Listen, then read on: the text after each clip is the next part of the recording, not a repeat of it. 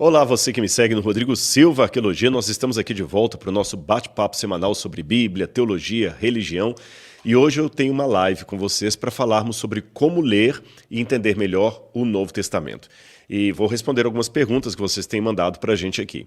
Aliás, esse detalhe da live eu fico muito feliz de poder fazer, porque nós temos uma equipe aqui que está fazendo pesquisas com todo mundo que me segue nas redes sociais. Então eu agradeço aqui a Paulinha, agradeço a Mari, eu agradeço também ao David, ao Maurício, são um time, do nosso time aqui. E as pesquisas que eles estão fazendo, perguntando para vocês o que vocês gostariam mais, o que vocês gostam menos, numa das enquetes que eles me mostraram ali, mais da metade falaram que o que eles mais queriam eram lives periódicas ao vivo, onde eu respondesse perguntas e respostas. Então, para não ficar uma coisa muito solta, muito generalizada sobre qualquer assunto, nós vamos setorizar. Aproveitando que agora o curso A Bíblia Comentada, que já é a plataforma A Bíblia Comentada, começou no Novo Testamento, então por isso hoje vou começar também a falar de Novo Testamento. Então você aí que é aluno do Bíblia Comentada e que está conosco, deixe o seu comentário no chat aí também, deixe o seu boa noite, eu quero interagir com vocês aqui. E olha, pensando bem, realmente a internet hoje é quase que uma igreja virtual. É lógico que ela não substitui a igreja física.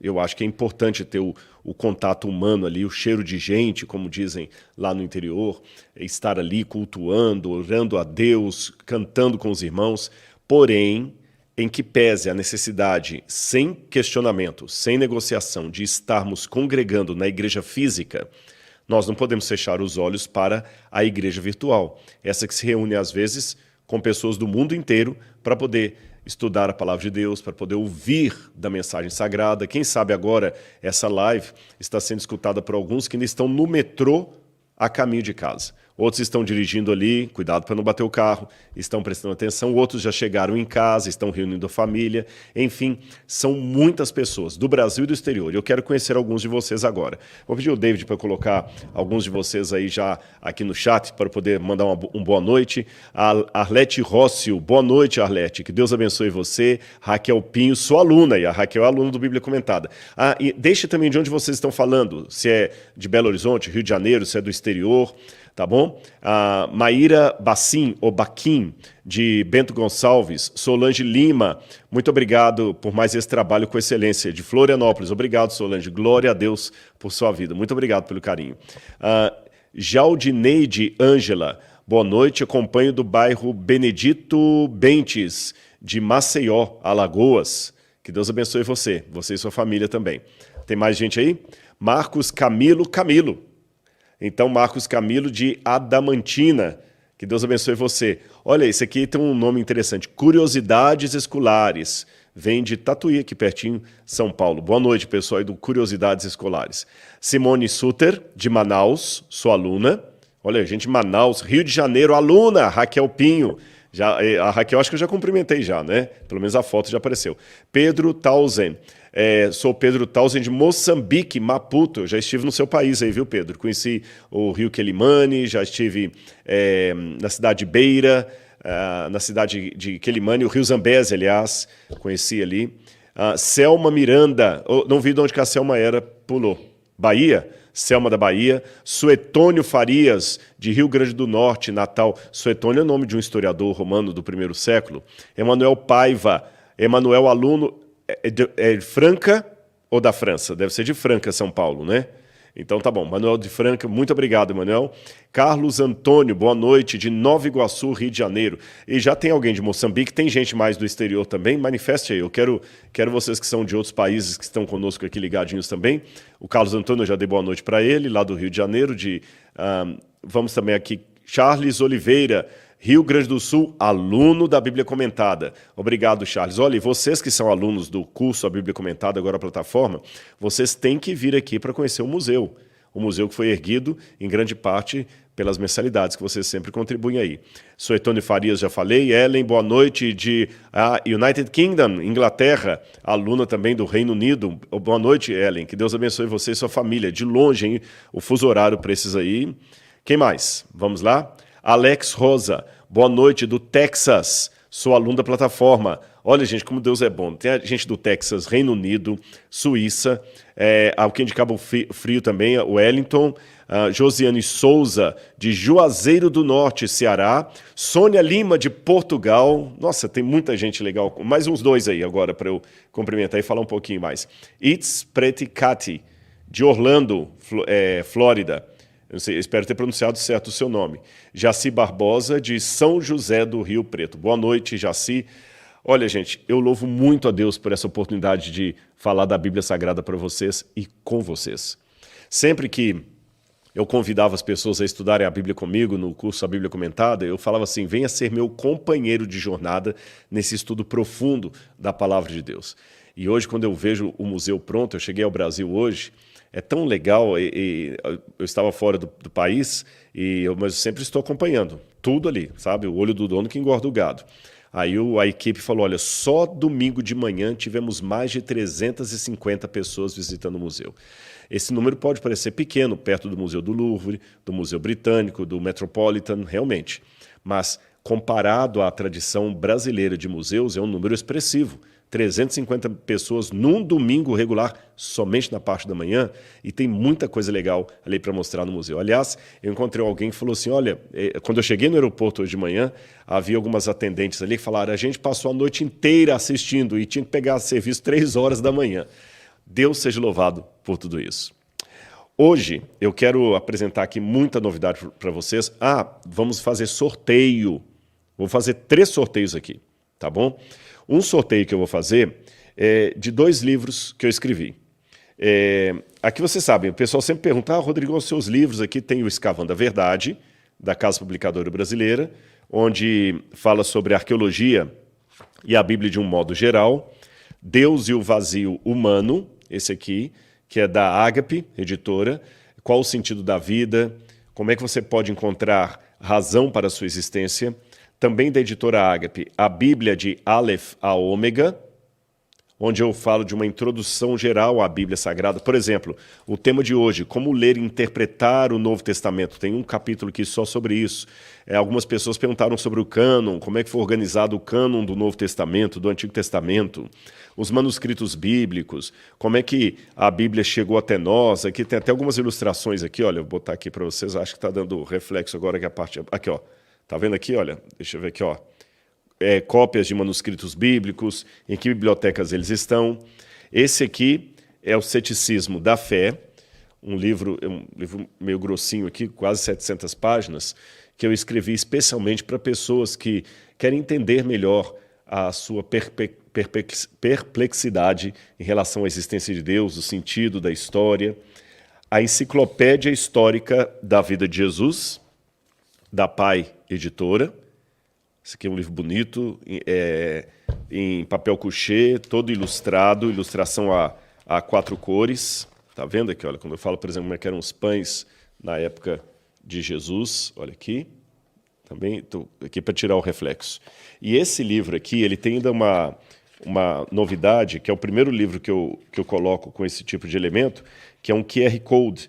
Quando eu falo aqui, por exemplo, deixa eu achar um QR Code aqui que eu vou dar o exemplo para vocês. Aqui, por exemplo, os manuscritos do Mar Morto, tá vendo?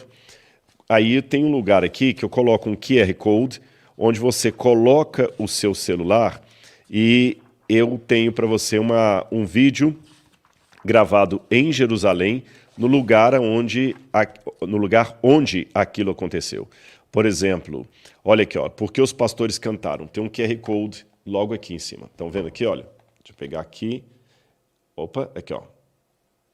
O contrário. Ele está tendo um delay ali para mim. Deixa eu botar aqui, aqui, ó, pronto. Olha aqui, ó. Aí a pessoa coloca o celular aqui no QR Code e tem um vídeo que eu gravei no lugar lá, no vale ali de Belém, nos campos de Belém, onde os pastores cantaram naquele dia que Jesus nasceu. E aqui vem os 2 livros mais recentes que eu publiquei. São esses aqui que eu vou dar de presente para vocês, olha. Maria Madalena, A Verdadeira História, publicada pela editora Planeta. Já está nas livrarias. E esse aqui, A Bíblia e o Egito Antigo, que eu escrevi junto com o William Cardoso, um livro sobre egiptologia e a Bíblia. Eu vou sortear um livro de Maria Madalena no final e vou sortear também um livro ilustrado sobre a Bíblia e o Egito Antigo, tá bom? Um de cada. Vou sortear para uma pessoa um livro, para outra pessoa outro livro. E hoje eu vou sortear, além dos 2 livros, então alguém vai ganhar um livro, outra pessoa vai ganhar outro livro e uma terceira pessoa vai ganhar o plano Premium do Bíblia Comentada. Você já é aluno do Bíblia Comentada, você também vai estar participando. Como é que você vai fazer? Se você está participando, por exemplo, e pagou o anual, não tem problema. O pessoal vai contar a partir do próximo mês o Premium e vai fazer o estorno, se for em cartão de crédito, alguma coisa assim, eles vão orientar você. Se você é aluno do Bíblia Comentada e ganhou, fique tranquilo que alguém da equipe vai entrar em contato com você e vai explicar para você como é que você agora pode passar do seu plano por Premium graças a esse sorteio aqui. Tá certo? Você quer participar? Então como é que faz para participar? Tem um link que está aparecendo para você aí agora, eu acho que o David já tá na descrição do vídeo aqui, tem esse link, você vai clicar nesse link, vai preencher com seus dados, o seu e-mail, o que pedir ali. E aí no final da live de hoje, eu vou sortear, aliás, o David vai me ajudar aqui, que tem o método ali de sorteio, nós vamos sortear então um livro, a Bíblia e o Egito Antigo, um livro sobre Maria Madalena e um plano Premium, para quem é ou não é ainda aluno do Bíblia Comentada. Tá bem? Muito bem, meus queridos. Agora que eu já cumprimentei, já mostrei dos livros, vão preenchendo aí o formulário sem perder a atenção aqui na nossa fala de hoje, porque eu quero explicar para vocês como ler e compreender melhor a Bíblia e depois eu vou gastar uma parte respondendo a perguntas e respostas que as pessoas mandam para a gente sobre a Bíblia, especialmente sobre o Novo Testamento. Eu vou focar mais no livro nos evangelhos aqui, alguma coisa relacionada ao Novo Testamento. Como é que você deve começar a estudar o Novo Testamento? Eu sugiro, se você tem conhecimento zero de Bíblia Sagrada, zero, não sabe nada, está começando do beabá, comece pelo Evangelho de Marcos. Há 4 evangelhos, Mateus, Marcos, Lucas e João. Comece pelo Evangelho de Marcos. Ele é um evangelho mais sucinto, mais breve, com um timbre até infantil de redação e é mais fácil de entender. Depois você pode aprofundar um pouquinho mais e ir para o Evangelho de Lucas, que é mais histórico. Lucas dá mais detalhes. Depois você pode ler o Evangelho de Mateus, que é um evangelho mais da ética do reino. O que eu devo fazer se eu faço parte do reino de Cristo? Então, o Marcos é uma visão mais sucinta, o Lucas é uma visão mais histórica, Mateus é uma visão mais ética do comportamento e, finalmente, o Evangelho de João, que é uma visão mais filosófica do significado histórico da encarnação do Filho de Deus, vindo a viver, pregar e morrer em nosso meio. E depois ressuscitar, é claro. Aí depois que você lê bastante os evangelhos, ainda nos evangelhos eu sugiro o seguinte, primeiro, não leia com pressa, tá bom? É no tempo que você tem. Há pessoas que têm uma facilidade de ler rápido, ele devora um livro dessa grossura aqui, olha, em poucas horas. Outra pessoa tem dificuldade, ele lê 2 páginas, parece que lê uma eternidade. Então faça assim, modele a quantidade de leitura da Bíblia que você vai fazer de acordo com o tempo que você possui e de acordo com o seu costume de ler a Bíblia. Tá certo? Agora, uma coisa muito importante que eu já ia esquecendo de falar. Antes de tudo isso, é imprescindível que você ore a Deus pedindo a presença do Espírito Santo. É imprescindível. Você vai abrir a Bíblia para ler, para tentar entender a mensagem de Deus, peça ao Espírito Santo de Deus, em nome de Jesus, que venha até você e ilumine você para entender as páginas da Bíblia Sagrada. E Deus vai estar com você ali. Você também pode, depois que lê bastante os evangelhos, fazer uma outra tipo de leitura, que é a comparação de quando um evangelho traz uma passagem e outro também traz a mesma passagem, por exemplo. E isso facilita. Nas Bíblias em português, por exemplo, a João Ferreira de Almeida, que eu estou usando aqui, a Nova Almeida atualizada, eu tenho aqui Mateus capítulo 5, versículo 43 em diante. Amor aos inimigos. Aí aqui tem assim, Lucas 6, 27 a 28 e 32 a 36. Significa que se eu for ao Evangelho de Lucas, eu vou encontrar essa mesma passagem. O que significa isso? Jesus deu seus ensinamentos em várias partes da Galileia, da Judéia, passou pela Samaria, também na Pérea. E você sabe, um pregador, muitas vezes acontece isso comigo, ele repete conceitos, ilustrações, ele repete um sermão. Por que Jesus não poderia repetir um sermão? Então, por exemplo, o sermão chamado Sermão da Montanha. No Evangelho de Mateus, diz que Jesus subiu ao monte e, como se assentasse, passou a ensinar a seus discípulos. Aí, quando você vai a Lucas, que traz a mesma configuração desse sermão, Lucas capítulo 6, versículo 20, eu vou ler aqui para você, olha. Lucas, capítulo 6, versículo 20. Tem o mesmo sermão, fala das bem-aventuranças. A mesma coisa das bem-aventuranças. E fala o seguinte, olha, só que aqui as bem-aventuranças são dadas na planície. Fala assim, olha, Lucas 6, verso 17. E descendo com eles do monte, Jesus parou num lugar plano, onde se encontravam muitos discípulos e grande multidão do povo, de toda a Judéia e de Jerusalém e do litoral de Tiro e de Sidom. Então pode ser, que está falando que veio todo o pessoal da Judéia, pode ser que Lucas tenha trazido o sermão, o mesmo sermão da montanha, que foi pregado uma segunda vez por Jesus, ali, em alguma região da planura, ali, não mais em cima do monte, como lá no Monte da Galileia. Por isso que os sermões têm alguma ligeira diferença entre um e outro. As bem-aventuranças num parecem mais curtas do que no outro, parecem ter um enfoque diferente. É o mesmo sermão de Jesus pregado em dois lugares diferentes. Agora, essa comparação me ajuda a ver também a ênfase que é dada por um evangelista diferente da ênfase que é dada pelo outro. E assim a gente pode perceber que um mesmo ensino de Cristo, a mesma palavra de Deus, pode ter mais de uma aplicação. Obrigado. Laura trouxe água para mim aqui, deixa eu só colocar essa pedrinha para não marcar a mesa. Então compare como é que está num evangelho, como é que está no outro. Outra coisa que é muito importante, as pessoas sempre me perguntam qual a melhor tradução da Bíblia. Não existe a melhor tradução. Traduzir não é uma coisa fácil, não é uma coisa simples. Há muitas expressões idiomáticas que estão na língua original que são difíceis de captar no outro idioma. Aliás, essa é uma das perguntas que eu sei que vai vir, porque o pessoal me mostrou as perguntas que eles já separaram. Muitos dos evangelhos estão escritos em grego, mas de um referencial que estava originalmente em hebraico. E como é que você traduz uma expressão idiomática do hebraico para o grego para depois traduzir para o português? Então, não existe uma tradução perfeita, aquela tradução que você fala assim, essa aqui torna desnecessárias todas as demais. Não existe isso. Cada tradução tem uma função diferente. Por exemplo, há traduções da Bíblia que são mais literalistas. Então elas traduzem quase que palavra por palavra. Outras já são mais traduções mais dinâmicas. Elas explicam o que está no original de uma forma que o leitor brasileiro ocidental possa entender. Eu vou dar exemplo para você de uma tradução literal e de uma tradução dinâmica. Se eu estiver falando em inglês assim, It's rain, dogs and cats.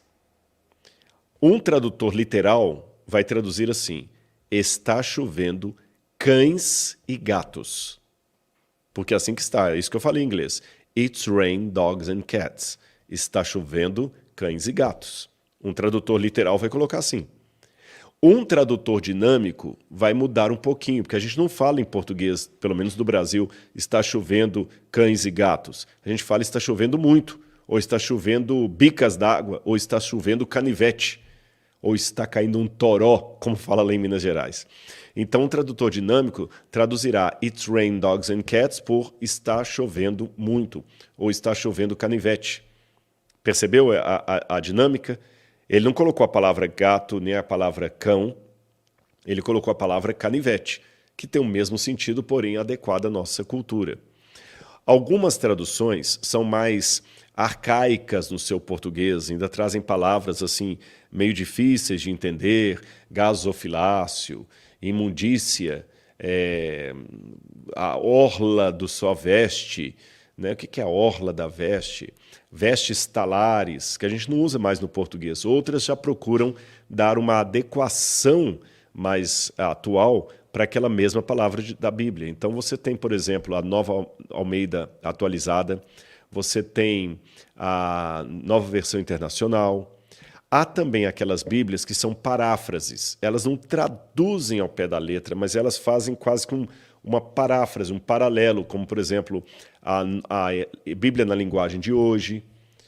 As Bíblias católicas são muito boas também para estudo, especialmente a Bíblia de Jerusalém e a tradução ecumênica da Bíblia. Eu gosto muito dessas duas. Agora, explicando que quando eu falo de Bíblia católica, não é que tem uma Bíblia do católico ou do crente, não.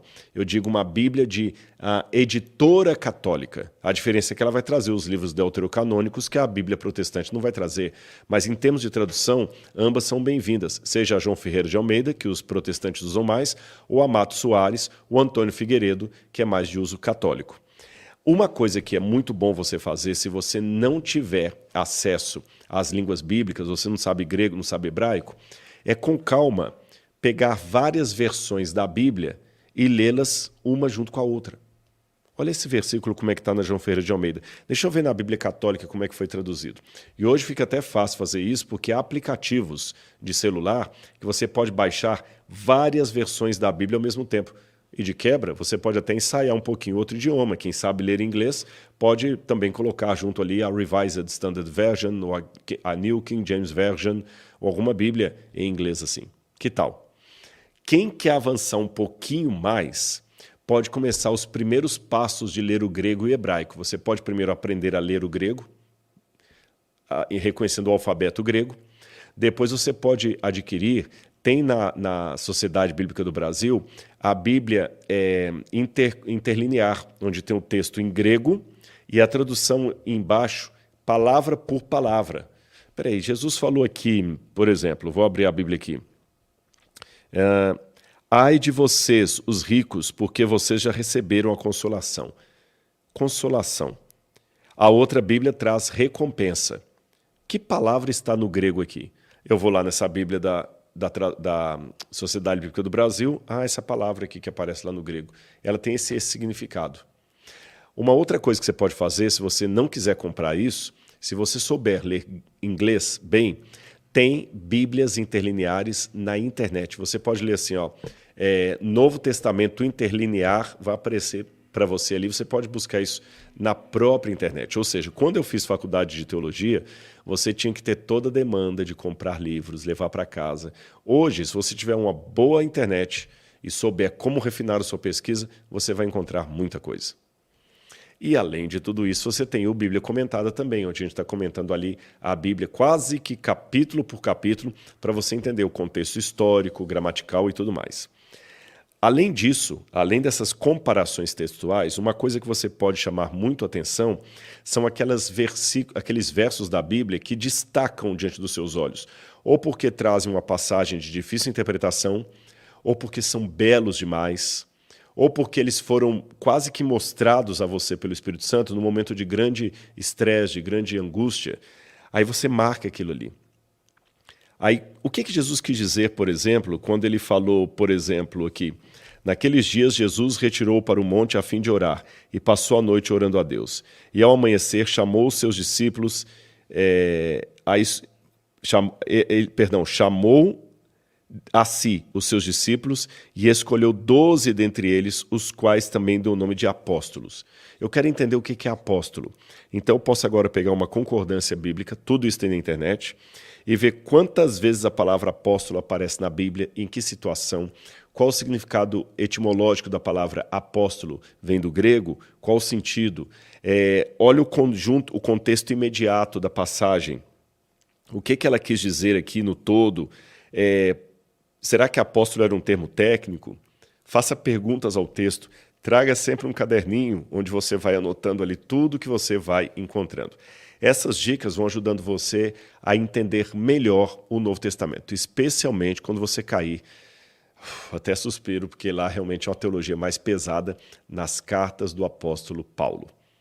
Que Paulo é bem complicadinho de entender às vezes. Então, por isso que eu começaria lendo Marcos, depois Lucas, depois Mateus, passaria a ler João, depois eu passaria a ler o livro de Atos dos Apóstolos, para entender o início da igreja cristã primitiva. Faça uma linha do tempo também, uma cronologia. Isso aqui veio primeiro, depois veio isso, depois veio isso, depois veio isso, no seu caderno. Depois que você lê o livro de Atos dos Apóstolos, aí eu leria algumas cartas universais.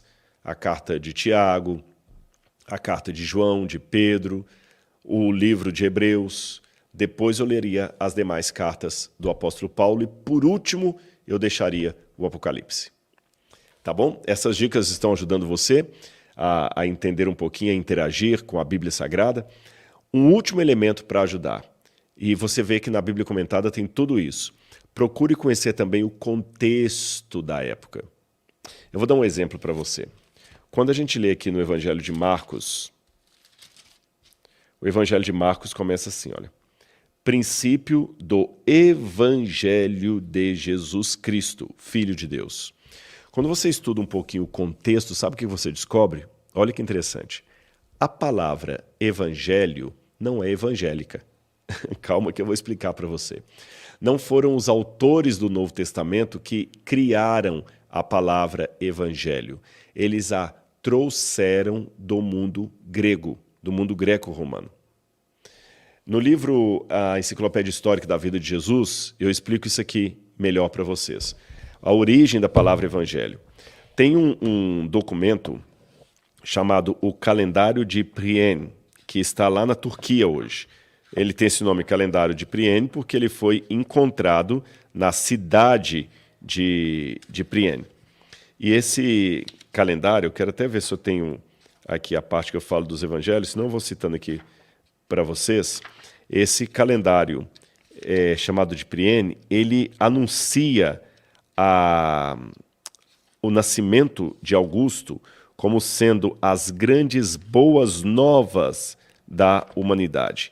E essa expressão boas novas significa, depois eu acho aqui, essa expressão boas novas significa exatamente euangelia em grego. A gente descobre que a palavra evangelho, ou plural evangelhos, euangelia ou euangelion em grego, era um termo técnico do mundo greco-romano para sinalizar o nascimento de um rei especial que salvaria a humanidade. Os romanos acreditavam que esse rei seria Augusto César. Lembra que eu falei do Suetônio? Tem um Suetônio que nos cumprimentou aí. Suetônio, eu vou falar do seu xará agora.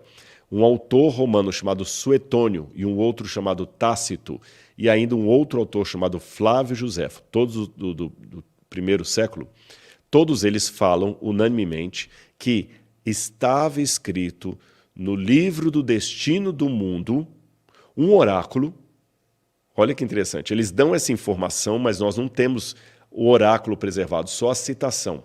Um oráculo, uma profecia, que da Judeia viriam os dominadores do mundo e que a salvação viria da Judeia.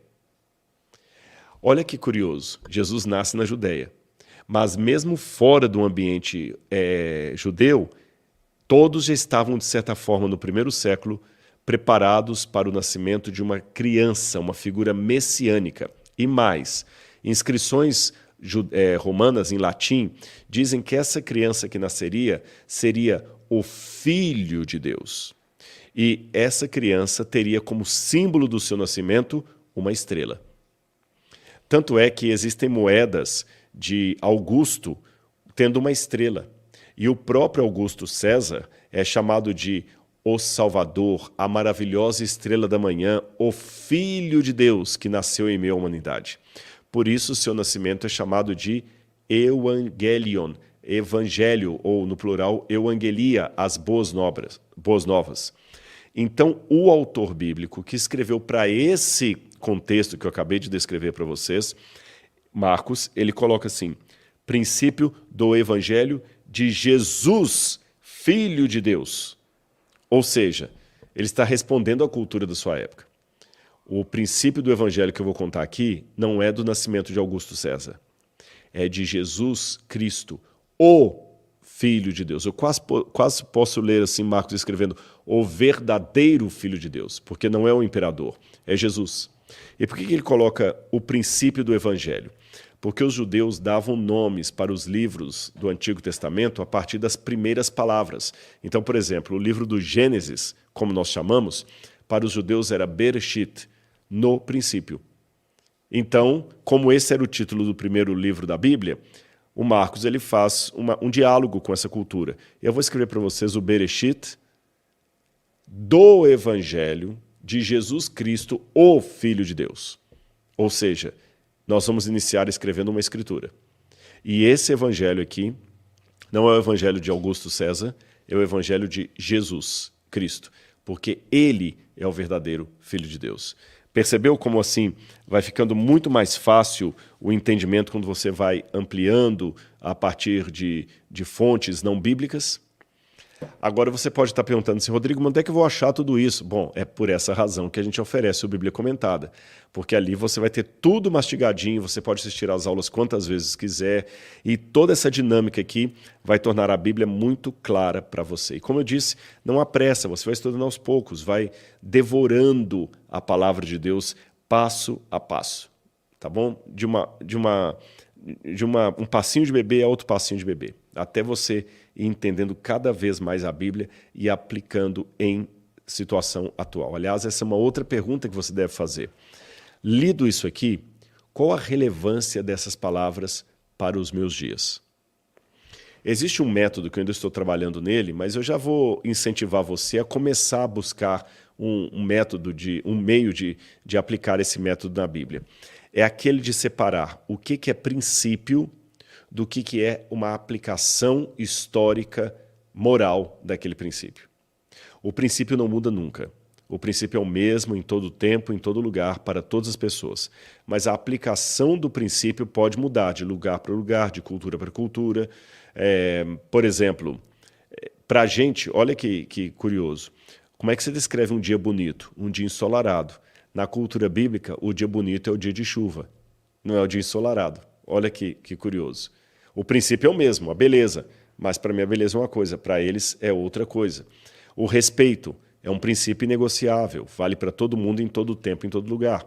Mas a forma de aplicar isso aqui muda. Se eu estou entrando numa igreja católica, eu tiro o chapéu por respeito. Se eu estou entrando numa sinagoga, eu ponho o chapéu por respeito. Então procure saber na Bíblia o que é o princípio e o que é a aplicação daquele princípio. O princípio é eterno, vale para todo lugar, para todo tempo. A aplicação ela é localizada. Lembra que eu falei, põe chapéu, tira chapéu na igreja ou na sinagoga? Pois bem, quando você ler algum ensinamento de Jesus, procure pensar assim, Jesus falou isso para aquele tempo. Como é que eu aplico isso aos dias de hoje? Vou dar um exemplo não de Jesus, mas de João Batista. Quando vieram várias pessoas até o Jordão para serem batizados por João Batista, eles fizeram perguntas ao profeta. E entre as perguntas o que nós devemos fazer? A Bíblia diz que João Batista virou para os soldados que estavam ali e falou assim, olha, vocês tratem com justiça os que forem presos, não paguem mal com o mal, quem tiver 2 túnicas, dá uma para o seu semelhante e use a outra. Vamos pegar esse lance das 2 túnicas. Como é que eu aplico isso hoje? Será que eu vou aplicar literalmente, mandando embora todo o guarda-roupa da minha casa e ficando apenas com uma calça e uma camisa e um sapato? Porque nem 2, né? Porque ele falou o seguinte, olha, quem tiver 2 túnicas, reparta com quem não tem nenhuma. Se a questão é, quem tem uma túnica, reparta com quem não tem nenhuma, então eu não posso ter nem 2 camisas, eu tenho que ter uma só. Essa aqui vai ser filha única. Será que é isso? A gente tem que pegar qual o princípio que estava por detrás dessas palavras. Levando em consideração que na época do Novo Testamento, as pessoas não tinham dinheiro para ter um guarda-roupa, exceto se fossem muito ricas, porque uma peça de vestuário podia custar às vezes 80 denários, 100 denários, isso equivalia a 100 dias de trabalho ininterrupto. Então você, se fosse um trabalhador comum, precisava de 100 dias de trabalho para ter uma beca, uma túnica. Imagina. Então as pessoas não tinham muita túnica mesmo. Então, naquele contexto, faz sentido dizer, olha, quem tem duas, ofereça uma para o outro. Hoje é mais fácil, eu não preciso gastar 100 dias do meu salário para comprar uma camisa. Tem camisa até em brechó. Então, como eu aplico aquele princípio da solidariedade num contexto atual em que eu tenho o guarda-roupa inteiro? Talvez, ali no contexto da pregação do deserto, a solidariedade seria, se eu tenho duas vestes e nem todo mundo pode ter vestes, então eu vou dar uma para ele e vou ficar com outra. Faz sentido. No contexto atual que eu tenho um guarda-roupa, talvez o princípio da solidariedade seria aplicado de maneira diferente. Por exemplo, lá em casa, eu tenho por hábito, a minha esposa é minha testemunha, que sempre que eu compro ou ganho uma roupa, roupa entrou, roupa saiu. E eu não espero também ficar velha, puída, já encardida para dar para os outros, não. Eu dou numa situação que eu ainda usaria. Então, entrou roupa, saiu roupa. Eu estou aplicando aquele mesmo ensino bíblico agora num outro contexto. Quando Jesus falou assim, olha, se o teu inimigo te obrigar a andar 1 milha, anda 2. Por que Jesus falou isso? Vamos pegar o contexto do Novo Testamento. Os soldados romanos poderiam, por lei, obrigar um judeu a carregar até 1 milha a mochila dele. Então, se o judeu estava indo para cá, o soldado romano estava vindo para lá, ele poderia parar o judeu, por força de lei, obrigar o judeu a dar meia volta, ir para o outro lado e carregar a sua mochila. Aí as pessoas ficavam revoltadas com isso e Jesus falou, olha, se alguém te obrigar a andar 1 milha, anda 2. Como é que eu aplico para a atualidade isso hoje? Hoje o meu dilema não é o soldado romano nem ter que carregar uma mochila para ele, o meu dilema é outro. Como é que eu aplicaria isso hoje? Você entendeu? Então essas dicas aqui são elementos que você pode utilizar para facilitar a sua compreensão do Novo Testamento da Bíblia Sagrada. Eu acho que o horário está avançado, já estou em tempo de responder algumas perguntas. Lembrando, quem chegou na live depois, hoje eu vou sortear algumas coisas para vocês no final do nosso bate-papo aqui. Olha, eu vou sortear o livro Maria Madalena, A Verdadeira História, da editora Planeta. Para uma pessoa, eu vou sortear esse livro aqui. Para outra pessoa, eu vou sortear A Bíblia e o Egito Antigo, da editora Ágape, tá bom? Então, 2 ganhadores. Um ganhará a Bíblia e o Egito Antigo, o outro Maria Madalena. E vou sortear para um terceiro o Bíblia Comentada no plano Premium. E para participar desses 3 sorteios, você tem que preencher o que está no link aí. Tem um link aqui na descrição desse vídeo. Você entra lá, preencha, que daqui a pouquinho, depois de responder algumas perguntas, eu vou sortear esses três presentes para vocês aí, tá bom? Vamos à primeira pergunta então, David. Falei tudo aqui, meu bem, esqueci alguma coisa? Laura está ali comigo, David também. Então vamos lá. Primeira pergunta. Magali Rosa de Souza, é de Jacareí, São Paulo. De que maneira, ao longo do tempo, se chegou ao que temos hoje, tão completo, o Novo Testamento? Há escritos antigos fiéis desses textos? Onde? Magali, nunca houve uma época em que um concílio sentou e falou, a partir de hoje, a Bíblia vai ser assim. Você entendeu? Existe uma ideia errônea que o Novo Testamento foi decidido no Concílio de Nicéia, em 325 depois de Cristo, que eles sentaram lá e tinha milhares de evangelhos. Aí, por questões políticas, os líderes da igreja falaram, não, vamos ficar com esse aqui, olha, esse e mais esse aqui, ó. Tá bom? Os outros a gente descarta como apócrifos. Não foi nada disso. Eu já vi isso sendo contado na internet por alguns, mas isso é uma caricatura. Nós temos os anais do Concílio de Nicéia, parciais, é claro, nem tudo foi preservado, mas do que foi preservado do Concílio de Nicéia, não há nada, eu repito, nada que falasse de cânon das Escrituras Sagradas. Cânon é a lista dos livros sagrados da Bíblia.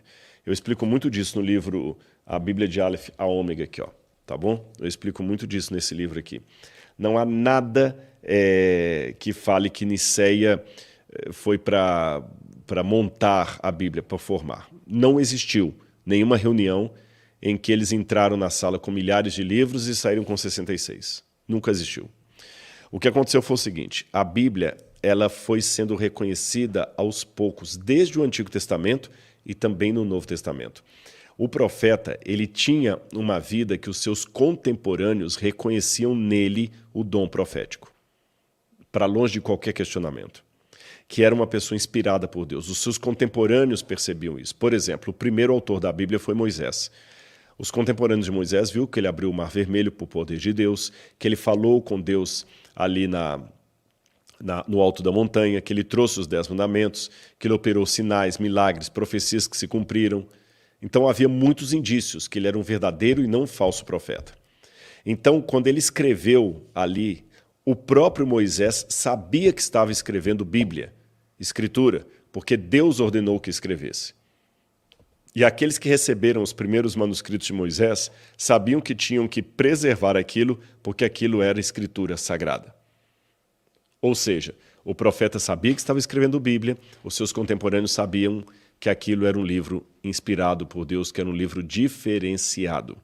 Então, estava lá Moisés. Aí depois veio Josué. Também perceberam em Josué o espírito profético, testemunhado pela comunidade. Acrescentaram o livro de Josué. Depois veio o livro de Jó, que provavelmente foi escrito por Moisés, segundo alguns. Depois veio de Samuel, Reis, Crônicas. A bem da verdade, alguns livros nós não temos certeza absoluta da sua autoria. Por exemplo, será que o livro de Jonas foi escrito pelo profeta Jonas?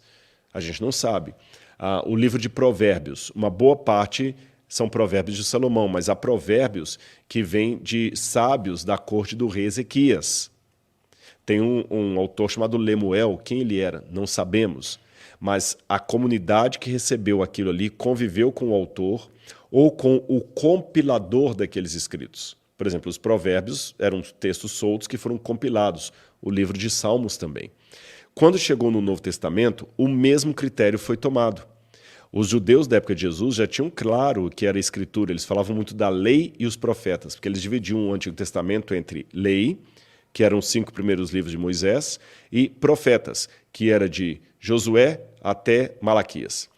Outros dividiam, às vezes, em 3 partes: lei, os profetas e os escritos, sendo que a lei seria os livros de Moisés, os profetas maiores e menores, que são aqueles como Daniel, Ezequiel, Oséias, Joel, Amós, Obadias, Jonas, Miqueias, Naum, Abacuque, etc., são os profetas, e os escritos. Os escritos entrariam documentos do Antigo Testamento que não pertenciam a Moisés, mas também não eram necessariamente o oráculo de um profeta. O livro dos Salmos, o livro de Jó, o livro de Neemias, de Ester, o livro de Reis, tá certo? Tanto é que Jesus fala várias vezes, nunca leram o que está escrito na lei e nos profetas? Era a maneira que os judeus chamavam o Antigo Testamento. Quando o Novo foi escrito, foi a mesma coisa. Os que conviveram com os evangelistas sabiam que eles eram profetas inspirados por Deus, e tinha um detalhe a mais, pelo menos em 2 dos 4 evangelistas. Eles haviam andado com Jesus, conheceram Jesus pessoalmente, transmitiam de maneira fiel as palavras, o ensino de Jesus. Depois viram a mesma coisa no apóstolo Paulo, e assim por diante. Quando chegou na época do 2º, 3º século, a igreja, já reconhecendo esse cânon, deixou claro quais eram os livros que pertenciam ao Antigo e ao Novo Testamento. Agora, a partir do 2º século, começam a surgir alguns livros que dão dúvida. Por exemplo, um tal de um livro de Filipe, escrito no ano 250. Será que era de Filipe mesmo? Então a igreja fez alguns concílios, algumas reuniões, para poder ver se aquele livro era original ou não, se ele pertencia ao cânon ou não. Então não é questão de eliminar livros, é deixar de agregar livros que foram aparecendo, que depois descobriram serem livros falsos, tardios. A bem da verdade, alguns livros do Novo Testamento tiveram dificuldade para entrar no cânon, especialmente o livro de Apocalipse e o livro de Tiago. Do Antigo Testamento, por exemplo, o livro de Ruth demorou a entrar porque Ruth é um livro que ele tem como protagonista uma mulher moabita. Esther também demorou a entrar no cânon, porque Esther também tem como protagonista uma mulher e não traz o nome sagrado de Deus explicitamente, mas depois foram reconhecidos como livros canônicos. Então, Magali, essa é a resposta. Foram assim que os livros foram incorporados aos poucos. Próximo. Nívia Carvalho, de Minas Gerais, cidade de Contagem. Explique, por favor, como foi fechado o cânon do Novo Testamento e se houve participação do protestantismo. Boa pergunta, Nívia. Até também a Magali tinha perguntado se havia documentos antigos comprovando isso. Um documento que eu respondo para a Magali e para a Nívia também seria o próprio Cânon Muratoriano. O Cânon Muratoriano é um documento cristão do ano 150 que ele já trazia a lista dos livros do Novo Testamento muito antes do Concílio de Nicéia se reunir. Quase 150 anos antes. 125 anos antes, que é 150? Isso, 125 anos aproximadamente. Não, 175 anos, isso mesmo. 175 anos antes do Concílio de Nicéia. Depois nós temos também os pais da igreja que traziam a lista dos livros que eram canonizados, como Jerônimo, Santo Irineu de Lyon, Papias, Atenágoras, tá certo? E outros mais. E então o cânon foi fechado ali, porque sabiam que era muito difícil agora aparecer algum outro livro que fizesse parte original do Novo Testamento. Então, para evitar erros, o cânon foi fechado pelo cristianismo já ali no segundo século. Não houve mais acréscimos de outros livros. Não houve participação dos protestantes nesse sentido, porque o protestantismo só vai surgir em 1517. Então não tinha igreja protestante na época para participar desse processo. Mas houve sim, na época da Contra-Reforma, uma disputa da igreja católica contra o protestantismo e houve uma declaração de fé dos livros inspirados por Deus, conforme a gente pode ver no Credo de Westminster, por exemplo, eles falam lá, e também, Lutero, também na Bíblia de Lutero, e também no Concílio de Trento, quando a igreja oficializa quais seriam os livros que ela havia reconhecido como inspirados por Deus ou não, desde os séculos anteriores. Próxima pergunta. Eliana, de Santa Catarina. Por que as genealogias de Mateus e Lucas são diferentes? E por que mostra apenas a genealogia de José, que não foi o pai biológico de Jesus, e não mostra a genealogia de Maria?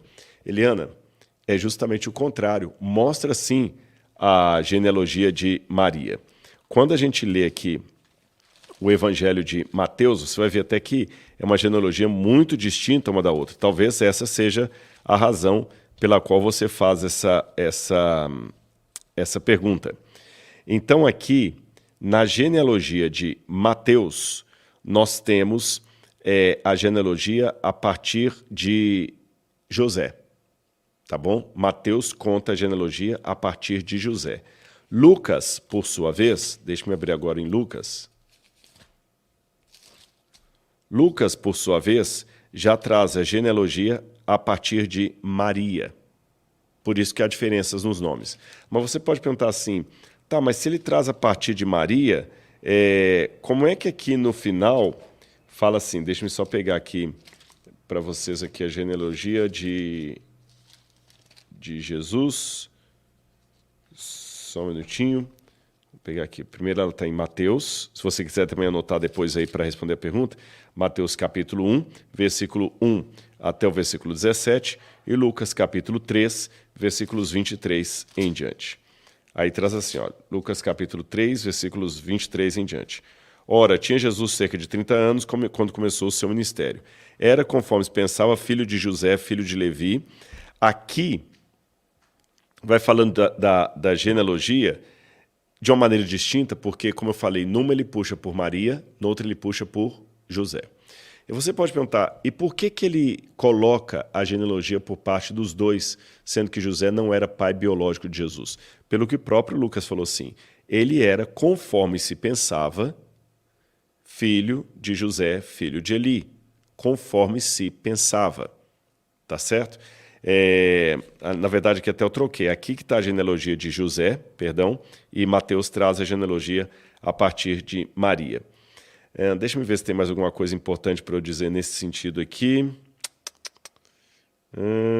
Não, acho que é só isso aqui mesmo, por enquanto, que eu queria dizer. Acho que aqui já deu, para vocês entenderem. Ah, sim, lembrei o ponto.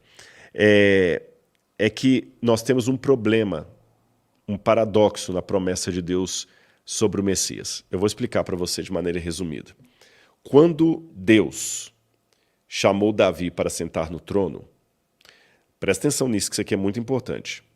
Deus falou para Davi, Davi, quem será o Messias será alguém de acordo com a sua descendência.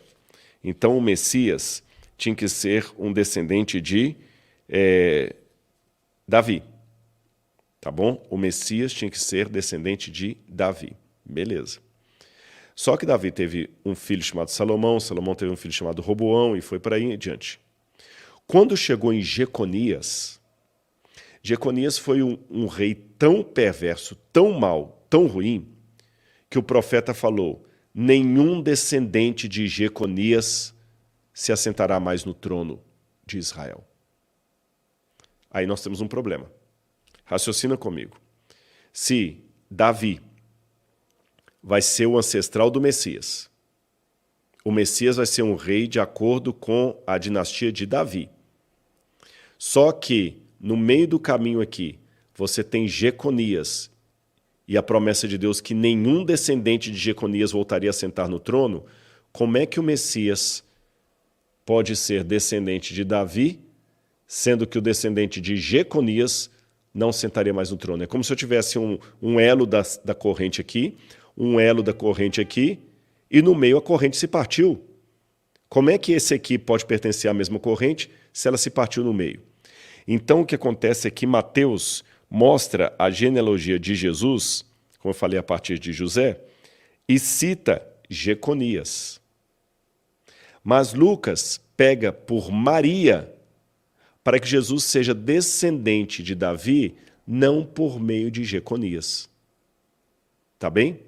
Jesus é descendente de Maria, de Davi, por parte de Maria, porque Maria é descendente de Davi sem passar por Jeconias.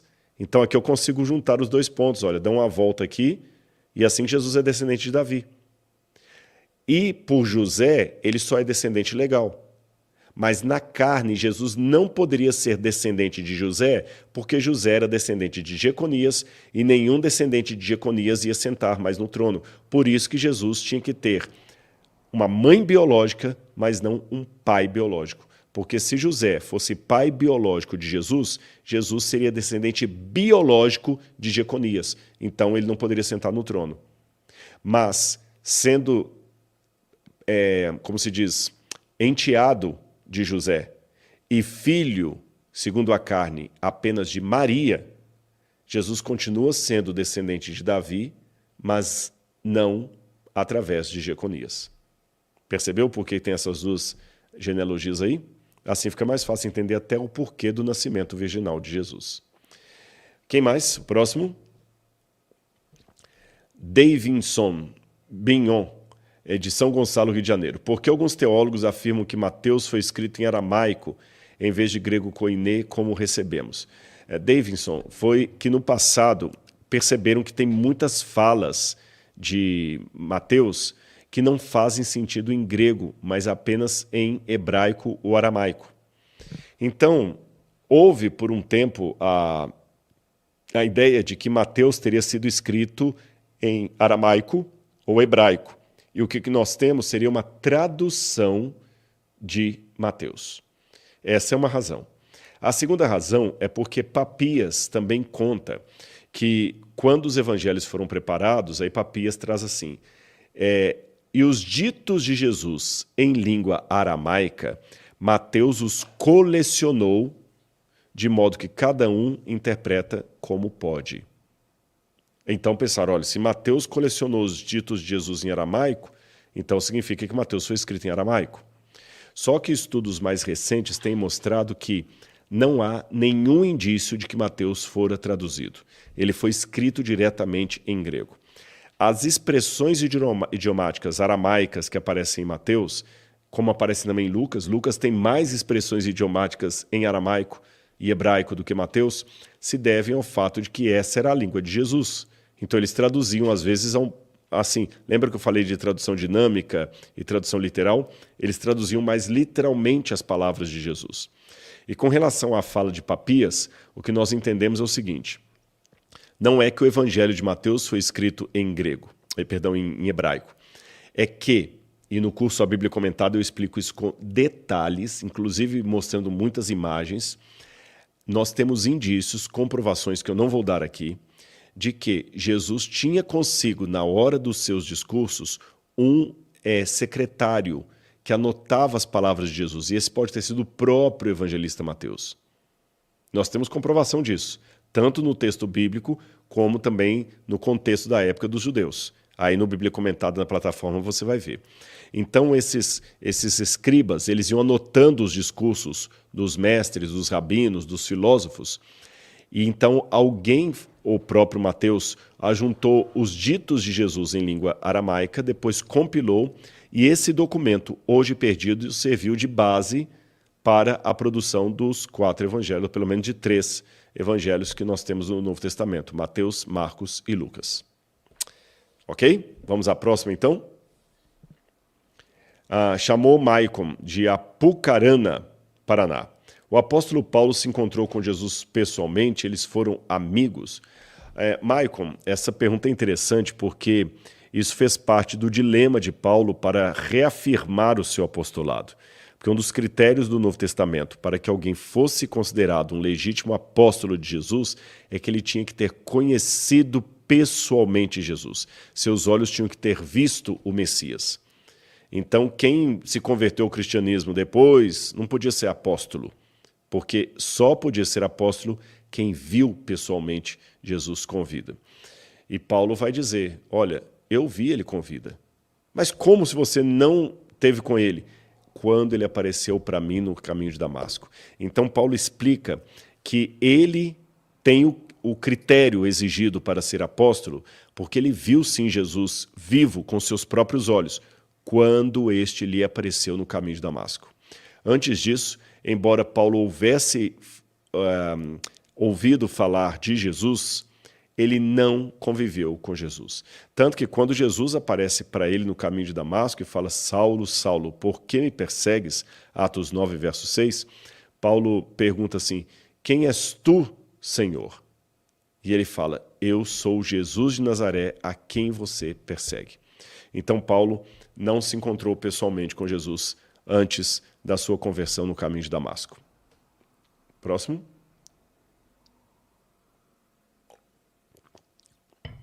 Claudiela, da Ilha do Governador. Maria teve filhos biológicos ou os irmãos de Jesus eram todos filhos só de José? Claudiela, tem 3 maneiras de responder isso aqui. Eu vou dar as 3 respostas para você e aquela que eu mais defendo. A primeira resposta é a resposta protestante, de alguns teólogos protestantes, que dizem assim, não, Maria teve filhos com José depois de Jesus. E por que eles dizem isso? Porque Mateus capítulo 1, versículo 25, fala o seguinte. Vou ler o 24 e 25. Quando José despertou do sono, fez como o anjo do Senhor lhe havia ordenado e recebeu Maria por esposa. Porém, não teve relações com ela, enquanto ela não deu à luz a um filho, a quem pôs o nome de Jesus. Veja, José não teve relações com ela enquanto ela não deu à luz a Jesus. Significa que depois disso, ela teve um papel de mulher normalmente com José. Então, os filhos e filhas de José seriam irmãos e irmãs de Jesus que haviam nascido depois de Cristo ali, tá certo? Irmãos e irmãs de Jesus que haviam nascido depois dele ali. Eu queria pegar aqui tem uma passagem específica dessa aqui. Quer ver? Deixa eu abrir aqui para vocês.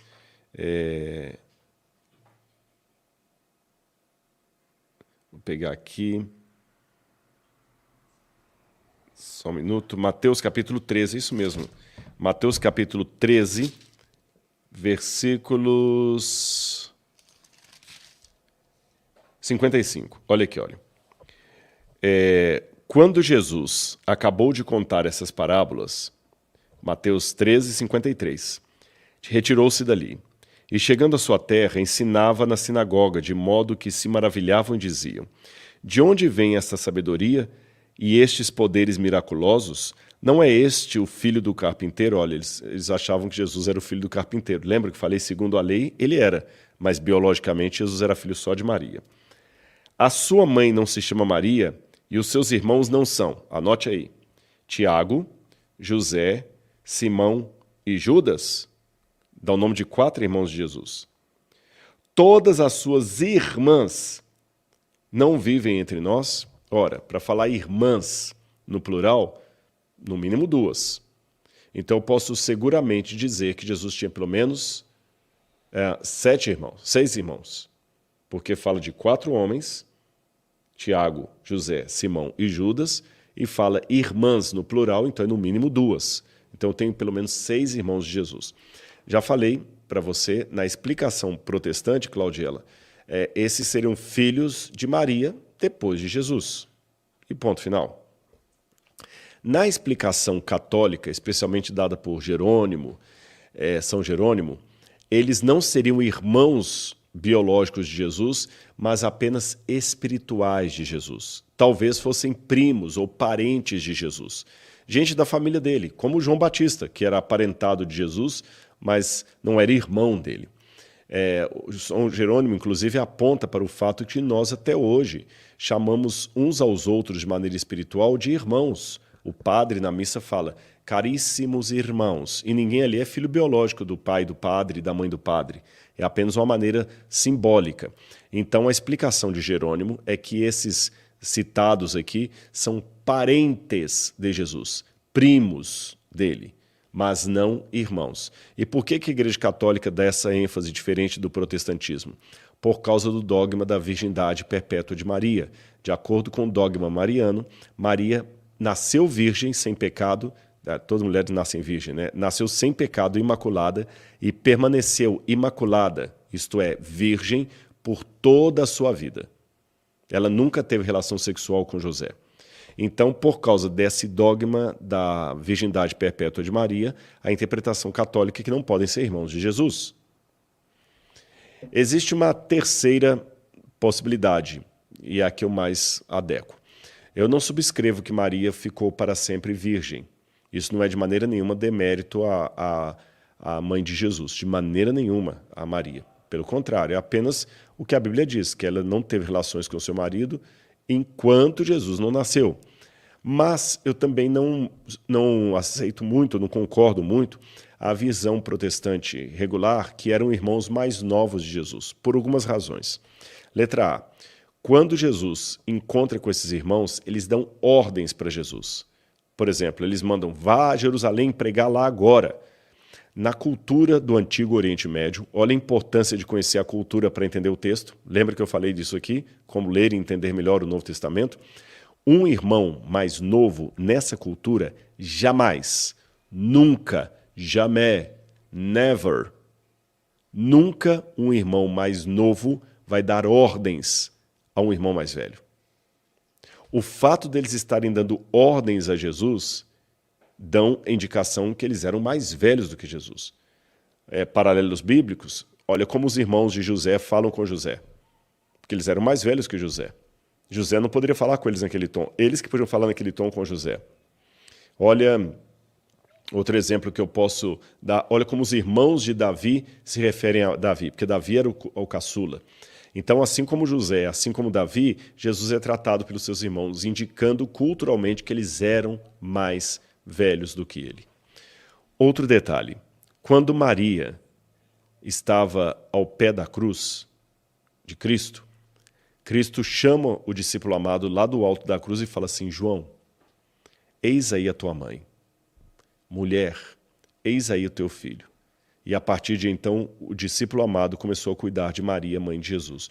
Ora, se Maria tivesse outros filhos e filhas depois de Jesus, não havia necessidade do Senhor entregar sua mãe ao discípulo amado, porque ela teria outros filhos para cuidar dela. E pela cultura do Oriente Médio, novamente eu remeto à cultura, não faz sentido uma mãe que tem filhos ser cuidada por alguém que não é filho dela. Então, por esse contexto, dá a entender que Maria não tinha outros filhos além de Jesus. razão pela qual o mestre teve que pedir a João, o discípulo amado, para cuidar da sua mãe.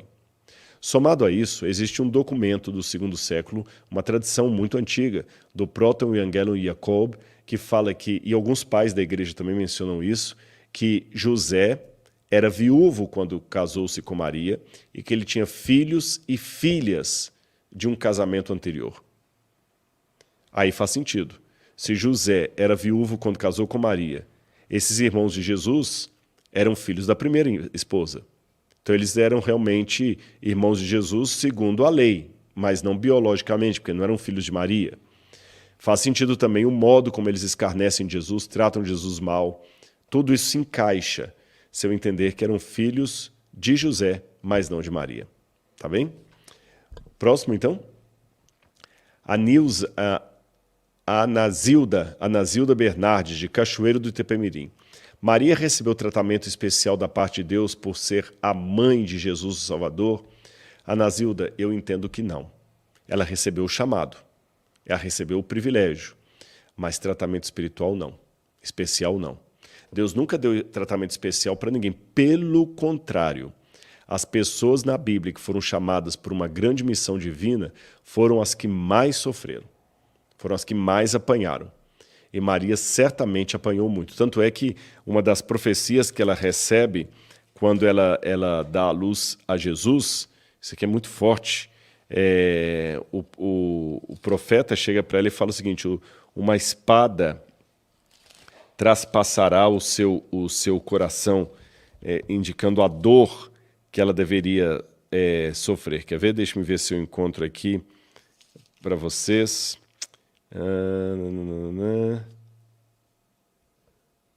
Pai de menino, Cântico de Simeão. Vamos ver aqui. Aqui. Ele diz assim, olha, e o pai e a mãe do menino estavam...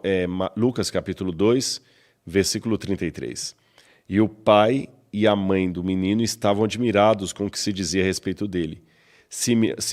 Simeão os abençoou e disse a Maria, mãe do menino, eis que esse menino está destinado tanto para a ruína, quanto para a elevação de muitos em Israel, e para ser alvo de contradição, e para que se manifestem os pensamentos de muitos corações. Quanto a você, Maria, uma espada atravessará a sua alma. Ou seja, Maria foi muita provação, muito problema, muita dificuldade. Não é fácil ser fiel a Deus, mas ela foi fiel e prudente. Por isso que a sombra do Onipotente desceu sobre ela, para que ela pudesse, mesmo sendo virgem, dar à luz ao menino. Isso sim foi um diferencial, porque a sombra do Onipotente desceu sobre ela para permitir que o seu corpo virginal engravidasse. Isso foi milagre de Deus. Mas fora esse detalhe, não houve nada assim... que Deus tirou as pedras do caminho de Maria, Maria não suava, Maria não comia, Maria não sentia dor de cabeça, não. Ela foi, no sentido físico, uma mulher como outra qualquer. Quando eu digo uma mulher como outra qualquer, é diferente de falar Maria foi uma qualquer. Ela não foi uma qualquer. Ela foi escolhida para ser a mãe do Salvador. Ficou claro isso aqui?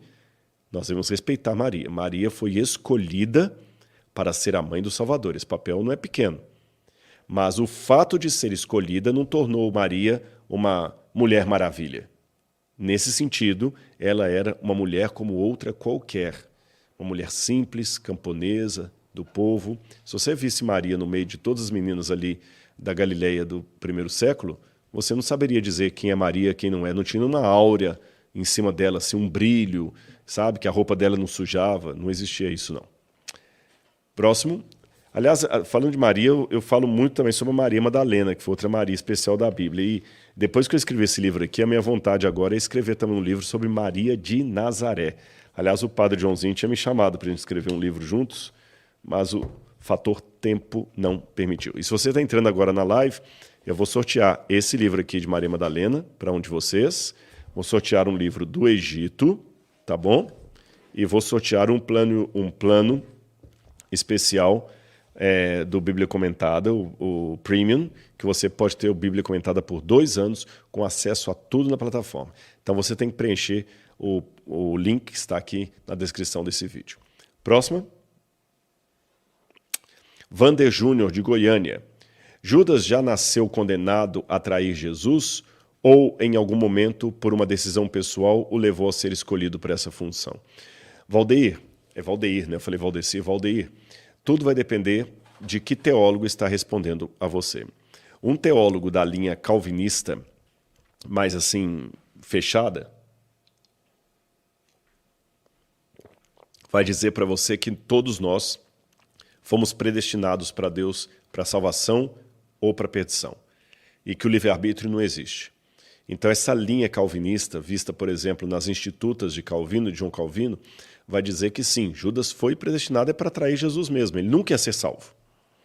Uma outra linha, que é a linha arminiana, já pensa diferente. Existe sim o livre-arbítrio. O livre-arbítrio é negado pelo calvinismo, mas ele é afirmado pelo arminianismo. Então Jacó Arminius dizia, nós escolhemos e nós também temos a consequência daquilo que nós vamos escolhendo. Nesse sentido, eu sou mais da linha arminiana, eu posso dizer para você que Judas não foi escolhido para trair Jesus. Ele escolheu trair Jesus. E quanto à profecia? Bom, a profecia é apenas a antecipação daquilo que vai acontecer e Deus, por sua onisciência, já o sabe. Seria mais ou menos como se eu estivesse com vocês assistindo um filme e eu falo assim, olha, agora ela vai virar a esquina e vai dar de cara com o assassino dela. E 3 minutos depois que eu falei aquilo, acontece exatamente como eu falei. Aí eu falo, olha, o assassino agora vai pegar o carro para persegui-la, mas vai ter um acidente, ele vai capotar o carro. E acontece exatamente aquilo ali. Não fui eu que escrevi o script desse filme, não fui eu que decidi os papéis e destinos de cada um dos personagens ali apresentados. Mas por ter assistido o filme antes de vocês, isso me permite dizer coisas sobre o filme que você ainda não sabia. Deus, na sua onisciência, já assistiu o filme da eternidade por completo, muito antes que ele se tornasse uma realidade para nós. Por isso Deus antecipa algumas coisas que vão acontecer do ponto de vista da sua presciência, não necessariamente da sua vontade. Próximo. Kátia Xavier, de São Paulo. Por que alguns denominam Paulo como apóstolo se ele não pertence aos 12 escolhidos por Jesus? Essa pergunta é muito interessante, Kátia. Porque, você sabe, Jesus tinha 12 apóstolos, Judas traiu Jesus e a igreja, em seu lugar, escolheu Matias. Só que o que nós sabemos, Kátia, sobre Matias, além dessa escolha, depois da morte de Judas? Nada. Qual foi a epístola escrita por Matias? Ninguém sabe. Se escreveu, ninguém sabe. Matias pregou onde? Ninguém sabe. Ele desapareceu da história de maneira assim tão rápida como entrou nela. Ele é mencionado lá na escolha, mas depois ele desaparece. Não sabemos mais nada sobre Matias. E é interessante que a história da escolha de Matias aparece justamente aqui no livro de... Deixa eu pegar aqui para vocês. No livro de Atos dos Apóstolos, capítulo 1, versículo 12. Que logo depois da ascensão de Jesus, fala que eles escolheram Matias, através de lançar sortes. A primeira coisa que me chama a atenção é que Deus não escolhe ninguém através de lançar sorte. Não é bem assim que a coisa funciona. Em segundo lugar, o livro de Atos dos Apóstolos não traz nada sobre Matias. Se era ele que tinha que ficar no lugar de Judas, por que ele desaparece? Aliás, se você olhar bem a fundo, o livro de Atos dos Apóstolos fala mais do apóstolo Paulo do que qualquer outro dos 12 discípulos. Então, alguns teólogos, e eu me encontro entre eles, acreditam que Matias foi a escolha apressada da igreja logo depois do Pentecostes. Mas a escolha do Espírito Santo seria o apóstolo Paulo. Não foi fácil ele ser reconhecido como apóstolo. Ele teve que brigar muito pelo seu apostolado. Por isso que ele fala o seguinte, eu, Paulo, apóstolo de Jesus Cristo, apóstolo não segundo a vontade de homens, mas segundo a vontade de Deus, porque eu não sou como esses tais superapóstolos. Eles não queriam aceitar, reconhecer o apostolado de Paulo. Eles falam que eles andaram com Jesus, que eles viram Jesus. Eu também vi, disse Paulo. Ele apareceu para mim na estrada de Damasco. Eu que outrora era perseguidor, agora sou pregador do Evangelho. E no Apocalipse capítulo 21, 22, fala da Nova Jerusalém com 12 portas, e cada uma escrita o nome de um apóstolo. Ora, se são 12 portas, então não há 13 apóstolos, apenas 12. E se Paulo era um apóstolo legítimo, então Matias é que cai fora. Mais uma perguntinha? Vamos lá? Zoraide Kaline, Recife. Por que Deus parece ser mais bravo, zangado no Velho Testamento e tão amoroso no Novo? Zoraide, é justamente o contrário. A impressão, você está correta, a impressão é essa. Mas você sabia, eu não tenho os números aqui agora para mostrar, mas a estatística mostra que as palavras graça, amor, perdão, misericórdia estão muito mais abundantes no Antigo Testamento do que no Novo Testamento? É porque, como no Antigo Testamento, Deus aparece de uma maneira mais dura com o povo, mandando matar, mandando ferir, falando que ia trazer os babilônios, etc. A gente tem essa impressão, errônea, mas tem, que aquele Deus é um Deus bravo. Como dizia o herege Marcião, do segundo século, é o Deus revoltado, é o Deus da lei. O Deus do Novo Testamento não é o Deus bonzinho, é o Deus que manda perdoar, é Jesus mandando perdoar a mulher adúltera, aquela coisa toda. Mas se você olhar no Novo Testamento, esse Deus, entre aspas, bonzinho, ele não é tão bonzinho assim por esse critério de bondade. Por exemplo, no livro de Atos dos Apóstolos, você tem a história de Ananias e Safira, que doaram um terreno para a igreja e depois mentiram lá sobre a venda do terreno, e Deus matou os dois na mesma hora, fulminados. Está no Novo Testamento. Apocalipse, capítulo 16, perdão, capítulo, não é o 16 não, peraí que eu vou falar qual que é o capítulo. Apocalipse,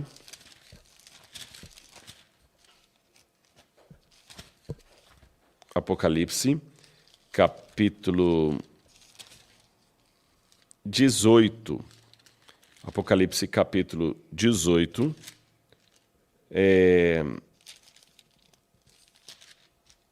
Apocalipse 19, versículo 11, fala do cavaleiro aberto, cavaleiro de branco, que julga e peleja com justiça, e fala que os olhos desse cavaleiro, que é Jesus, são como chamas de fogo, olha bem, abrasivos, dá medo.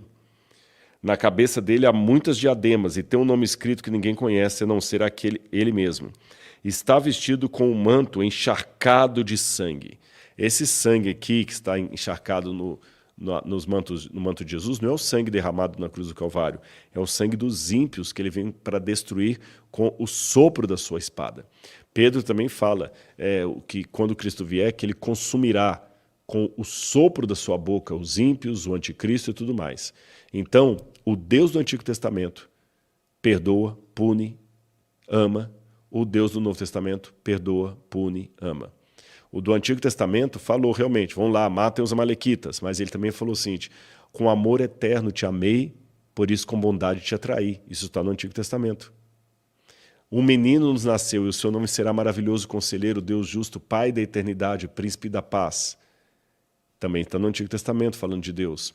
É esse Deus que, quando Moisés sobe lá no monte, Deus tapa a visão e fala, Moisés, eu farei passar por você toda a minha bondade. Percebeu? Então, um Deus bom. E o do Novo Testamento, ele também é firme quando precisa ser. Eu disciplino e castigo a todos os que amam. O Senhor Jesus destruirá com o sopro da sua boca e com a manifestação da sua vinda. Então, não tem essa dicotomia. Ela é aparente, mas ela não é verdadeira. Tá bem? Uma última pergunta agora, para a gente ir para o sorteio. Tem mais uma ainda? Tem mais duas. Mais duas? Então vamos lá, mais duas perguntas. Aí a gente termina com todas. Luiz Augusto, Garapuava, Paraná. Como entender algumas passagens que parecem contradizer, ele botou entre aspas, o Velho Testamento? Eu deduzo, Luiz, que você deve estar falando, por exemplo, de Mateus capítulo 5, quando Jesus fala muito assim, por exemplo, Mateus capítulo 5, versículo 21. Vocês ouviram o que foi dito aos antigos, não matem, e ainda quem matar está sujeito ao julgamento. Eu, porém, lhes digo, não é isso?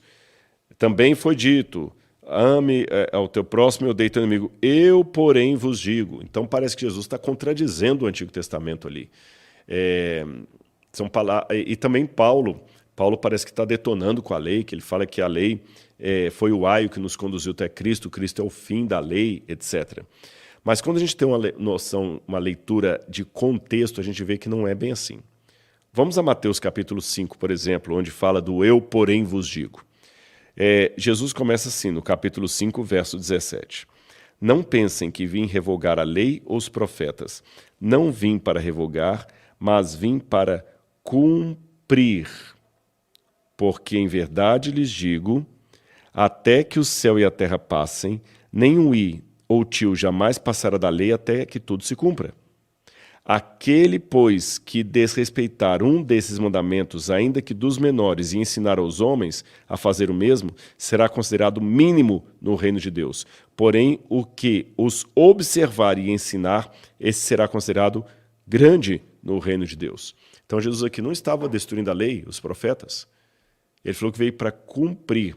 E o sentido de cumprir aqui não é o sentido de cumprir de dar término, no sentido de dar o exemplo. Eu faço e vocês agora cumprem. Tá certo? E se é assim, então, se ele veio para reafirmar a lei, por que ele fala, eu, porém, vos digo? Eu vou mostrar para você qual a razão disso. Por exemplo, quando a gente vai aqui no capítulo 5, versículo 43. Vocês ouviram o que foi dito. Ame o seu próximo e odeiem o seu inimigo. Quando você vai lá no Antigo Testamento, lá só fala para amar a Deus sobre todas as coisas e ao próximo como a nós mesmos. Não tem nada no Antigo Testamento que diga odeie seu inimigo. Isso aqui não está lá. Jesus, então, se equivocou na citação, ele citou errado, problema de memória de Jesus? Não. É porque aqui ele não está falando do Antigo Testamento, mas daquilo que os judeus chamam de Pirkei Avot, a tradição dos pais. Tanto é que quando Jesus vai se referir ao Antigo Testamento, ele sempre fala assim, está escrito. Lembra na tentação do deserto que está um capítulo para trás aqui, olha, 2 capítulos para trás, né? Jesus respondeu, está escrito, e citava a Escritura. Aqui, ele não fala está escrito, ele fala, vocês ouviram o que foi dito. Essa expressão rabínica, ouvir o que foi dito, fazia parte da Pirkei Avot, a tradição dos pais. Essa tradição dos pais não é a lei de Moisés, mas é aquela lei que foi criada pelos rabinos, pelos mestres da lei, que colocavam coisas que a Bíblia não dizia. A ponto que Jesus certa vez falou com eles assim, olha, vocês, por causa da tradição do pai de vocês, vocês transgridem o mandamento de Deus, tá certo? Então, na verdade, Jesus cumpriu a lei, nos dando o exemplo sobre ela, e não que ele revogou a lei. Próxima. Ana Alves, de Zurich, Zurich, na Suíça. Como entender a dúvida de João Batista de que Jesus era o Messias? Ana, isso é bem interessante, principalmente porque ele falou, quando Jesus passou lá na beirada do Rio Jordão, ele falou, eis o Cordeiro de Deus que tira o pecado do mundo. A ele vocês devem segui-lo. Como é que depois ele podia ter dúvida? Vamos por partes. Existe um estudo, que eu não vou poder desenvolvê-lo todo aqui, que os teólogos falam sobre o sensus plenior. Sensus plenior. O sensus plenior, em latim, significa a compreensão plena do que foi dito. Ao que tudo indica, às vezes o profeta falava coisas assim tão profundas, tão impactantes, que nem ele mesmo tinha a noção inteira daquilo que ele estava profetizando e pronunciando. Um exemplo clássico é o próprio livro do profeta Daniel, onde ele tinha a visão, entendia parte da visão, mas outra parte ele não entendia. Houve dias que ele ficou acamado com febre, doente, porque ele queria entender e não entendia. Ele jejuou para entender o que ele tinha visto em visão, ele não conseguia entender.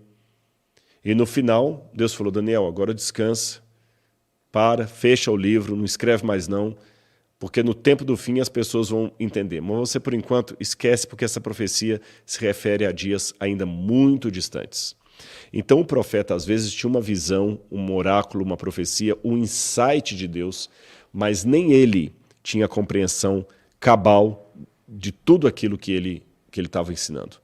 Por exemplo, certamente o apóstolo São Paulo entendia mais sobre Trindade do que Moisés, que na época de Moisés não estava tão desenvolvida a doutrina da Trindade. Ela aparece ali nos textos de Moisés, mas de maneira assim, quase que entre linhas.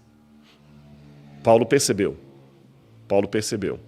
Então, assim que funciona. Então, nesse sentido, João Batista ficou em dúvida porque ele também, conforme os seus contemporâneos, esperava, equivocadamente, mas esperava, que Jesus seria aquele guerreiro que iria entrar com um exército agora, expulsar os romanos e invadir Jerusalém e tomar o poder na marra, coisa que Jesus não fez. Então, quando ele estava preso, e Jesus não mandou nenhum anjo lá para salvá-lo, João Batista teve seus momentos também de questionamento.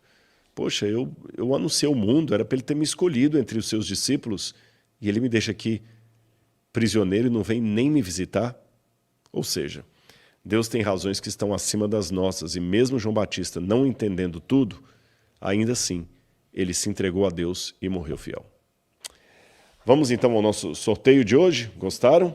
Tem muita gente ligadinha aí? Temos mais de 6.200 pessoas acompanhando aí, ó, gente. Um abração para vocês. Glória a Jesus. Então vamos primeiro. Maria Madalena, estão pedindo Maria Madalena aqui? Então tá, olha, Maria Madalena, são 320 páginas, tá aqui. Vamos dar mais uns 3 minutinhos para alguém talvez preencher aí o formulário, tá bom? Enquanto vocês vão preenchendo o formulário aí, eu vou falar que de vez em quando eu quero fazer lives assim para que você possa interagir comigo direto. A segunda-feira que eu não puder, que eu estiver viajando, por exemplo, segunda-feira passada eu estava fora do Brasil. Aí fuso horário e tudo, quando eu estiver em hotel, às vezes a iluminação não é boa, aí eu vou deixar um vídeo gravado. Mas sempre que eu tiver condições, que não tiver uma reunião ou em viagem, eu vou fazer essa live aqui para vocês, tá bom? Eu até falar de maneira redundante, essa live ao vivo. Aí, deixa nos comentários aí se vocês querem mesmo as lives, tá bom? Lembra que tem live exclusiva para aluno. Ah, bom, bem lembrado, David, você vale todo o salário que você recebe, meu amigo. Tem live exclusiva só para os alunos do Bíblia Comentada. Ah, e agora eu quero acentuar mais, fugiu a palavra, a periodicidade dessas lives para os alunos do Bíblia Comentada. Eu quero encurtar mais, para a gente ter encontros, tá bom? Para ser uma mentoria mesmo aí para você, gente. Pena que eu não posso contar tudo, mas tem tanta coisa legal chegando na plataforma, tanta coisa legal. Novidades até aqui, ó, do seu ladinho ali, ó. É verdade, a Laura me mostrou aqui, olha isso aqui. O que vocês acharam? Estão reconhecendo esse símbolo aqui, ó? Eu fiquei um pouquinho escuro agora, assim, pronto. Aqui, ó. Estão reconhecendo aqui? Vou colocar aqui. Essa logo aqui, ó, é a logo do Bíblia Comentada. E aqui do lado também... Do outro lado? Aqui assim, ó. Aqui do lado também você tem o Bíblia Comentada. Então o pessoal está fazendo... Ainda é um protótipo, gente. Não tá totalmente pronto. Não é um protótipo do Bíblia Comentada. Quem sabe a gente pode depois sortear algum aí para os alunos. Vai ter também camiseta? Em breve. Em breve? E outras cositas más? Sim. Tinha um boné? Vamos sortear um boné também? Não sei, será? Só se o pessoal manifestar. Vamos mandar esse boné para alguém aqui, então? É um protótipo, viu? Nos comentários, se vocês querem. Vocês querem? Mas é um protótipo, não é o boné final ainda. Eu quero. Jadiane, acho que Jocilene é a outra, né? Eu quero. Então, vão ser 4 sorteios, então. Tá bom? Josefa Oliveira, eu quero. Edneia, Leandro. Então, tá bom. Vamos começar com o boné. Pronto. Tá bom? Depois a Maria Madalena. Agora eu já dei prazo aí, o pessoal já preenche. É muita coisa para preencher lá no link, não? Não é muita coisa, não. 3 informações. Então pronto, já deu tempo. Quem preencheu, preencheu. Vamos lá. Primeiro vamos sortear o boné do Bíblia Comentada. E só antes de eu falar aqui. Se eu falar o nome aqui, olha, o Noraldino Geringonço de Oliveira, se fosse o Noraldino. Não tem problema porque já tem todos os dados para entrar em contato com o Geraldino, né? E vai receber na casa dele lá, tá certo? Aliás, só uma coisa, gente. Nós estamos tendo um problema bom. Sabe qual que é o problema bom? Graças a Deus, tá saindo tanto livro aqui do pessoal, livro que eu escrevi, que a Fabiana Bertoldi escreveu, que deu uma travada no correio. Eu nunca esperava um negócio desse. Então, se você está tendo dificuldade de receber em sua casa, fique calmo, espera, tá bom? Se tiver dificuldade, entre em contato com o suporte aqui, que o pessoal fala assim, olha, o código de rastreio do seu livro é esse aqui, ele está em tal lugar, ele está na agência dos Correios, porque tem muita gente, por exemplo, é o meu caso aqui, que mora no interior e às vezes o correio não entrega na casa da pessoa, fica lá na agência, aí às vezes está assim, o livro já está na agência do correio, a pessoa não recebia aqui ainda, aí o pessoal lá do suporte falou, não, é que está na agência, o correio talvez por alguma razão não entregue em sua casa, mas a gente vai ter todo o histórico aqui, se demorar um pouquinho, vai chegar aí. Mesmo com o código, alguns não estão conseguindo localizar, mas a gente já está resolvendo com os correios, é porque congestionou. Ah, tá. Olha, e a Laura está me falando aqui, porque por causa do congestionamento, mesmo com alguns códigos, alguns estavam tendo dificuldade de localizar. Mas amanhã ela já está indo lá, já está resolvendo tudo, é que essa semana a gente não estava aqui. Né? Você sabe, eu fui fazer uma surpresa para a Laura aí, eu fui para um congresso para trabalhar e depois de lá passei com ela um pouquinho. Isso aí. Mas quem não for sorteado com o livro pode comprar no site. Que tá na... Quem não for sorteado com o livro pode comprar no site. Só não pode comprar o boné porque por enquanto não tem. Então quem ganhar o boné por enquanto é exclusivo. Nem eu tenho isso aqui. Esse aqui é o 01. Esse aqui é o 01, saiu da caixa. Eu não tenho ainda, para informação de vocês. Eu não tenho. Ganhar, vai ter que tirar uma foto, postar e marcar no dia comentário. Exatamente. Tá bom? Vamos lá então, que rufem os tambores. Quem vai ganhar o boné do Bíblia Comentada? Vai aparecer para mim na minha tela aqui. Por enquanto não apareceu ainda. Vamos lá. Ganhador do boné, Moisés Correia da Silva, de São Paulo. Aqui, Moisés, olha. É seu, vou chegar aí para você, tá bom? Esse mesmo dessa cor, bonitinho, que é o que eu mais gosto aqui. É a cor de arqueólogo essa aqui, a cor de escavação. Então, Moisés Correia da Silva, já foi. Agora vamos ao Maria Madalena. Quem vai ganhar o livro de Maria Madalena? A verdadeira história. Ganhadora Simone Ribeiro. Olha que legal que foi uma mulher. Simone Ribeiro, de São Paulo. Gente, isso é marmelado, só está sendo São Paulo, São Paulo. Então, olha, tá bom? Simone Ribeiro vai ganhar o Maria Madalena. Depois eu vou autografar para você aqui, Simone.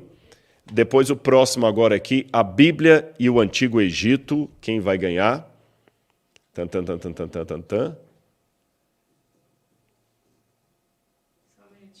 Tem uma caneta aí que eu já vou escrevendo do Moisés. Não, Moisés é o chapéu, né? Vai entrar agora, em 3. Ah, já vai entrar então esse aqui, já vamos lá. Ganhador, Eliane Cruz. Eliane Cruz. Do Pará. Olha só, olha onde o livro vai parar. Então, deixa eu fazer primeiro aqui a dedicatória para a Eliane, para mostrar aqui que é seu mesmo, Eliane, aqui, ó. Para Eliane de Rodrigo Silva. E a Maria Madalena foi a Simone, né? Simone. Para Simone de... Tá aqui. O boné eu não vou rabiscar né? Aqui por dentro, olha. Para o Moisés, viu? Não está pegando a caneta, Moisés. Até eu queria muito aqui. Ó, a assinatura pelo menos deu aqui, ó. Fraquinha, mas deu. Pelo menos assinatura aqui de presente para o Moisés. Então, Moisés já foi, a Eliane já foi e a Simone também já foi. Agora, esse aqui não tem como dar autógrafo, mas para mim é o presente mais legal da noite, que é o plano premium do Bíblia Comentada. Ganhar para a pessoa Oi? que ganhar? Será? Ah, mas às vezes não vai pegar. Não, vamos rapidinho, porque já está meio tarde. Da próxima vez a gente liga. Tá bom? Da próxima vez a gente liga. Para a gente colocar no ar aqui. Vamos lá, então. Quem vai ganhar agora o Bíblia Comentada? Vamos lá. Ganhadora do Premium. É ganhadora, já vi aqui, ó. Ana Rita Paula da Silva. Deve ser minha parente, ó. Silva, de Pernambuco. Ana Rita, que Deus abençoe você. Se você já é aluna da plataforma do Bíblia Comentada, não tem problema que você vai ter agora um upgrade do seu plano. E se você não é aluno, você agora não era aluno, então já vai estrear com o pé direito. Esse plano premium, ele é novo, ele começou agora. Estou falando pela primeira vez dele aqui, tá bom? E tem um link também, quem quiser aí fazer o upgrade ou entrar aí para o Bíblia Comentada. Eu tenho muito mais coisa para ensinar para vocês, então vão lá na plataforma, tem muita coisa legal. Que Deus abençoe a vida de vocês, muito obrigado pelo carinho, os que estiveram comigo aqui, e segunda-feira que vem tem mais. Um grande abraço, tchau, tchau.